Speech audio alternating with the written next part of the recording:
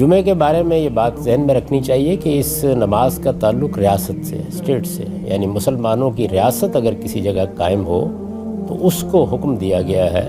کہ وہ جمعے کا اہتمام کرے۔ یعنی جو ریاست کے حکمران ہیں یہ انہی کا کام ہے کہ وہ جمعے کی نماز کا اہتمام کریں، انہی کا کام ہے کہ وہ ممبر پر بیٹھ کے آ کے خطبہ دیں یا اپنے کسی نمائندے کو بھیجیں۔ یعنی یہ جو جمعے کی نماز ہے، جمعے کا ممبر ہے، یہ جو جامع مسجد ہے، یہ اللہ تعالیٰ کے دین میں ریاست سے متعلق کر دی گئی۔ مسلمانوں کو یہ حق حاصل ہے کہ وہ اپنے لیے 5 وقت کی جماعت کے لیے کوئی جگہ بنا لیں، کوئی پریئر روم بنا لیں، کوئی چھوٹی محلے میں مسجد بنا لیں، اس میں نمازیں پڑھیں، لیکن جہاں تک جمعے کا تعلق ہے یہ اسی جگہ قائم ہوگا جہاں مسلمانوں کی ریاست ہوگی، مسلمانوں کے اہتمام میں قائم کیا جائے گا، ان کے حکمران ہی اس کا سارا نظم سنبھالیں گے۔ کوئی عالم، کوئی فقیہ، کوئی بڑے سے بڑا امام بھی جمعے کے ممبر پر بیٹھنے کا حق نہیں رکھتا۔ یہی اسلامی قانون ہے۔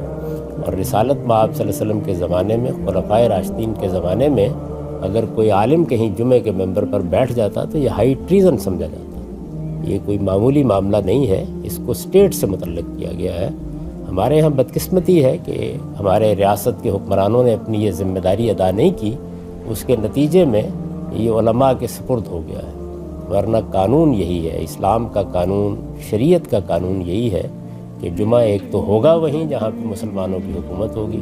دوسرے یہ کہ جو لوگ ان کی حکمرانی کا نظم چلا رہے ہیں وہی جمعے کا اہتمام کریں گے،